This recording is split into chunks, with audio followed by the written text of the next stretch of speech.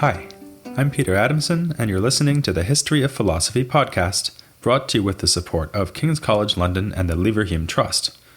Online at www.historyofphilosophy.net. Today's episode, For a Limited Time Only, John Philoponus.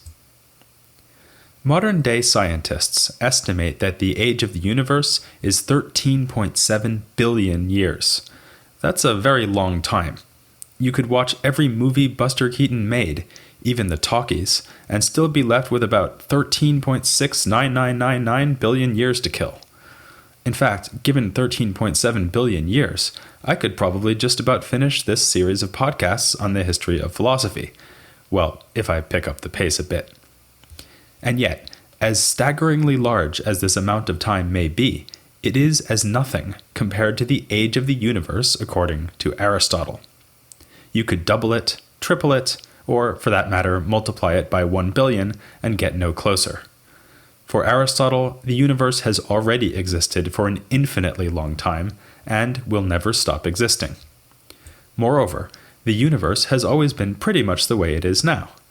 It has always been spherical, with an outer sphere of fixed stars at the edge, containing more nested spheres with planets seated upon them, and at the center, the region of air, earth, fire, and water inhabited by humans, plants, and animals, all of which are likewise eternal in species.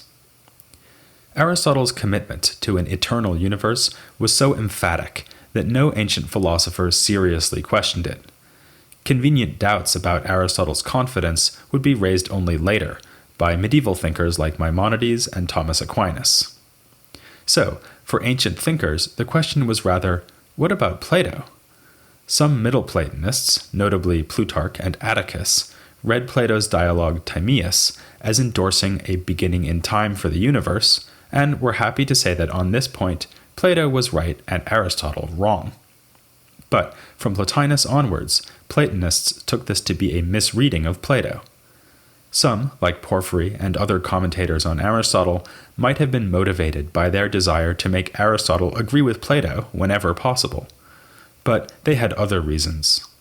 If the physical universe is a necessary effect of transcendent causes, which give rise to it like shining lights or overflowing fountains, how could the universe be anything other than eternal? Thus, all the figures we call Neoplatonists accepted its eternity and also believed that, in doing so, they were in agreement with both Plato and Aristotle. Until, that is, the year 529, when a Neoplatonist named John Philoponus wrote a massive work arguing that the universe is not eternal and that Plato knew it. The treatise was called Against Proclus, reasonably enough, given that it demolished a series of pro-eternity arguments collected by Proclus. The arguments given by Proclus drew not only on Aristotle's physical theories, but also on Platonist interpretations of Plato's Timaeus. For instance, in his first argument, Proclus argued that the world results from its creator's goodness or generosity, something implied in the Timaeus, which says that the divine craftsman is not envious. Since the creator is permanently generous, the results of his generosity must likewise be permanent. Otherwise, the creator would change, suddenly acquiring the necessary generosity or ability to create, which had previously been lacking. This was only the first of 18 arguments, which Philoponus refuted at immense length. Each of Proclus's arguments is set out in about a page or two, whereas the English translation of Philoponus's Against Proclus runs to 4 volumes. But wait, there's more. In another treatise called Against Aristotle, he tore into the arguments for eternity found in Aristotle's works The Physics and On the Heavens. The original version is lost, but extensively preserved by the commentator Simplicius, who did to Philoponus what Philoponus had done to Proclus, quoting his opponent in order to refute him. Simplicius was not well pleased about Philoponus's temerity in attacking the great Aristotle. He compares his labors to the task of Hercules, who had to clean horse manure out of the largest stables in Greece. He uses various terms of abuse for Philoponus, but especially delights in calling him the grammarian. This is probably meant to call attention to the fact that Philoponus never headed a philosophical school and pursued a career on a lower rung of the educational curriculum. Yet this grammarian is now recognized as one of the most innovative philosophers of his era. His critique of Aristotle takes much of its power from his expertise in the texts he is attacking. Philoponus, like Simplicius himself, had studied at the feet of Ammonius in the city of Alexandria, though apparently not at the same time, since Simplicius claims never to have met his antagonist in person. And like Simplicius, Philoponus wrote a number of commentaries on Aristotle. Of these, some are apparently faithful recordings of the lectures of Ammonius. Others report on these lectures while occasionally weaving in Philoponus's own innovative ideas. And in fact, Philoponus continued to comment on Aristotle after he began his campaign against the eternity of the universe. What was his motivation? Certainly, he insists that Plato rejected the world's eternity. For many Platonists, that might have been reason enough to disagree with Aristotle, but not for Philoponus. In Against Proclus, he says that although Plato happens to have been right on this point, it is the truth that matters and not Plato's authority. He then provocatively lists a whole series of claims found in Plato that are just plain wrong. For some of these, Philoponus draws on his expertise in another field, medicine. Philoponus did not reject eternity because he was a Platonist, then. He rejected it because he was a Christian. Indeed, this may be the explanation of his nickname, Philoponus.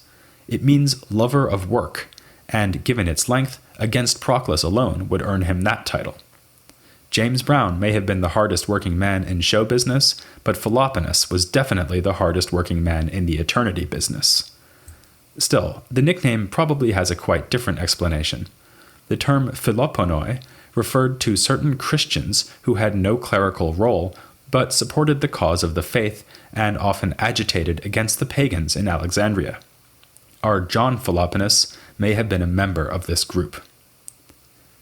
We saw last time that pagan teachers like Ammonius frequently had Christian students, and that this relationship was fraught but often respectful. In Alexandria especially, pagans went out of their way to find common ground with Christians. To the examples I mentioned last time, we can add that Ammonius himself, who wrote a whole work to show that for Aristotle, God was a cause not just of motion, but of the very being of the universe, a thesis that was of course also dear to the Christians. It is likely no coincidence that Philoponus chose to break ranks in 529, the very year in which the Platonist school of Athens was closed down by an imperial edict. Perhaps he was bidding for the headship of Alexandria. If so, Philoponus failed. He was passed over for the pagan Olympiodorus. But Philoponus didn't need to be the school head to know his Aristotle thoroughly.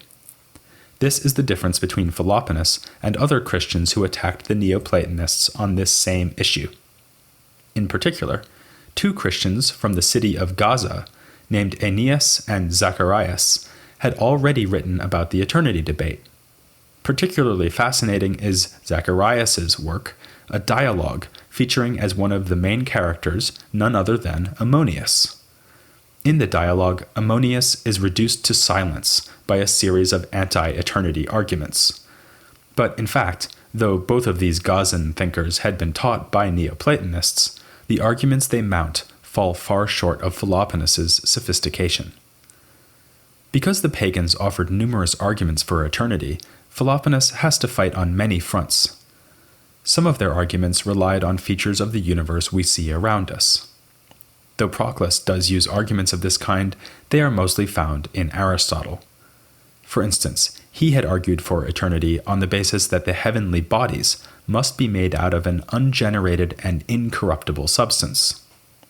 The pagans also thought they could show that divine principles must give rise to an eternal universe. We already saw one such argument, Proclus's first proof, which invokes God's generosity. And in general, Proclus is the main opponent when it comes to metaphysical or theological arguments for eternity.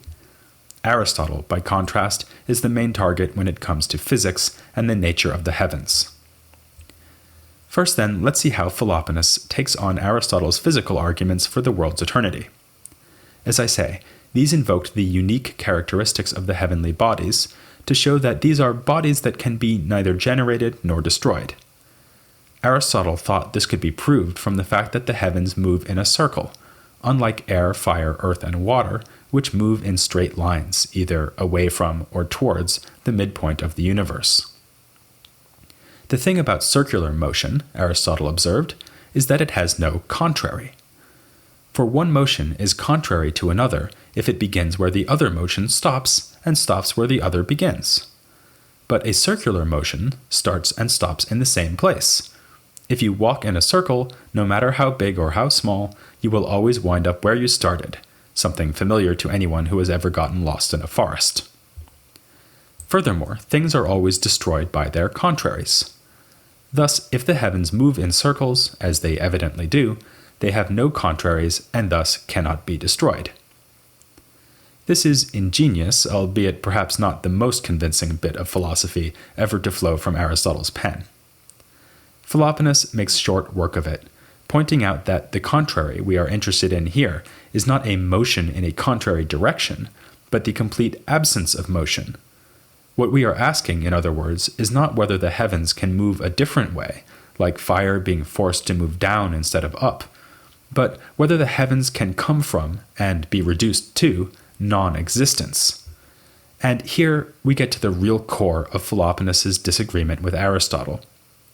As we saw what seems like an eternity ago, Aristotle wrestled with the question of how to explain change without saying that things pop into existence from nothing or get destroyed into nothing.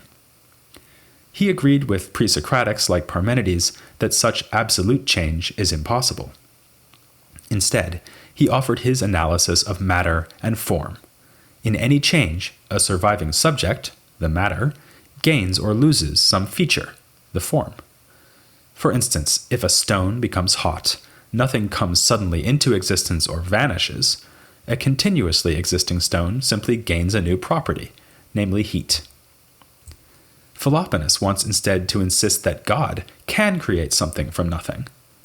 He cleverly adds that even in the kinds of change recognized by Aristotle, something does come into being from nothing, namely the new property that is gained.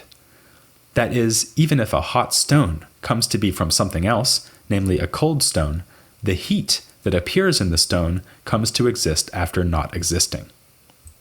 But Philoponus is only getting warmed up. So far, he's questioned a long-standing assumption of Greek philosophy, that nothing comes to be from nothing. Now, he wants to question a newer assumption of Neoplatonists, that Plato and Aristotle pretty much agree about everything.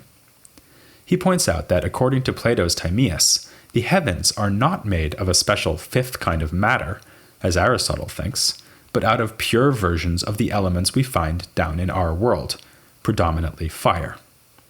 This brings us back to his other work of refutation against Proclus. There, Philoponus spends a lot of time on interpretive questions concerning Plato's dialogues, especially the Timaeus. He wants to show that Proclus was wrong not only about the world's eternity, but also in his interpretation of Plato. Proclus insisted that a divine cause, like the demiurge or the forms, cannot begin to produce their effects after not doing so. Philoponus retorts that this would make the causes somehow dependent on their own effects. Proclus, after all, seems to be saying that the causes are incapable of existing without producing those effects. And here we've come to the real core of his disagreement with Proclus. Philoponus objects to the idea that God is forced to create a universe at all, that he produces what comes after him necessarily, as Neoplatonists have been saying since Plotinus. This explains Philoponus's relentless attention to the eternity question.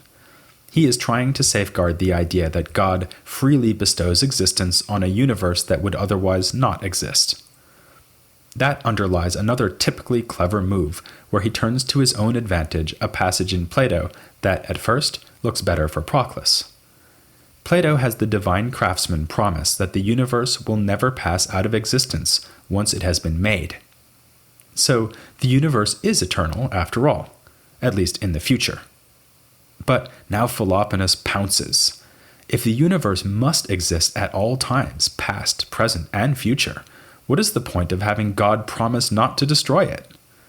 The passage confirms that for Plato, it is up to God how long the universe will exist.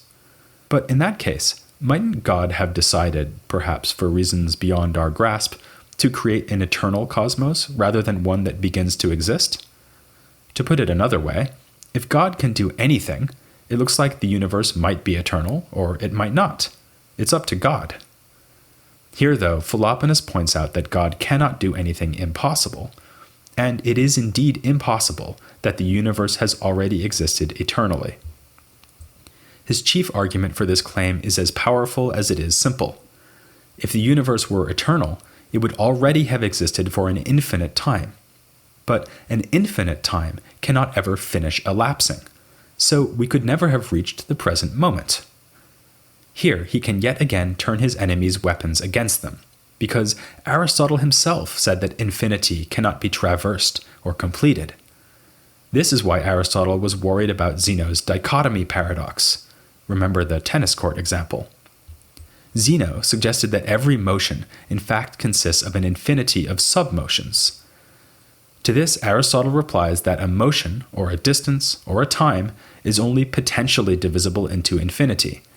You can cut it up as fine as you want, but you will never actually get an infinity of parts. Philoponus thus needs only to say that an eternal pastime would give us an actual infinity and not only a potential one. Even worse, it would be an actual infinity that is getting bigger all the time. The world has already existed for an infinite number of years, and each January, that infinite number grows by 1. Since Aristotle rejected the possibility of actual infinities, or the idea that infinity could be increased, these look like devastating objections. Simplicius, however, responds that past eternity is in fact only potentially infinite. An actual infinity is one which is simultaneously present in its entirety. For instance, an infinite number of divisions that are actually made in a motion or a line. But past eternity is not like this, since the times and things of the past no longer exist. This debate, appropriately, is going to go on and on, finding echoes especially among philosophers in the Islamic world, some of whom adopt Philoponus's arguments, with others repeating Simplicius's replies. As for Philoponus, by the time he was done with the eternity debate, he had thoroughly undermined Aristotle's system of natural philosophy. This led him to make other adjustments to that system, of which I'm going to mention just the most momentous. In fact, it concerns the issue of momentum. What causes a moving object, like a thrown javelin, to continue moving? When you are in the act of throwing the javelin, and your hand is still in contact with it, obviously your hand is causing the javelin to move. But once it leaves your hand, it seems to be moving without being caused to move, at least until it lands on the ground some distance away. To avoid admitting that the javelin's motion is indeed uncaused, Aristotle devised the following ingenious, albeit totally false, theory. As it leaves your hand, the javelin is pushing air out of the way. The air needs to go somewhere, so it pushes back around the javelin until it winds up pushing the javelin from behind. After all, as the javelin continues flying forward, the space just behind it is available for the displaced air to rush in. Weirdly then, the javelin powers its own motion by shoving air back around itself and using this air as a kind of engine. The only reason the javelin can't continue flying indefinitely in this way is that the air resists being moved around. Hence, the javelin will fall back to the ground after a certain distance. In a related argument, Aristotle observed that the less resistance a moving thing encounters, the more easily and more quickly it will move. If this is right, then in a void, which offers no resistance at all, every motion should be infinitely fast. From this, Aristotle concludes that void is impossible. Philoponus is not impressed by these arguments and offers a new theory, which has been compared to the modern theory of impetus. In fact, Galileo will mention him by name in his own writings on motion. For Philoponus, things do not move because of any displaced air.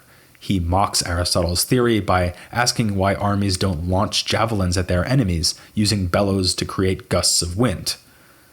Rather, when you throw a javelin, you impress into the javelin a certain amount of power for moving.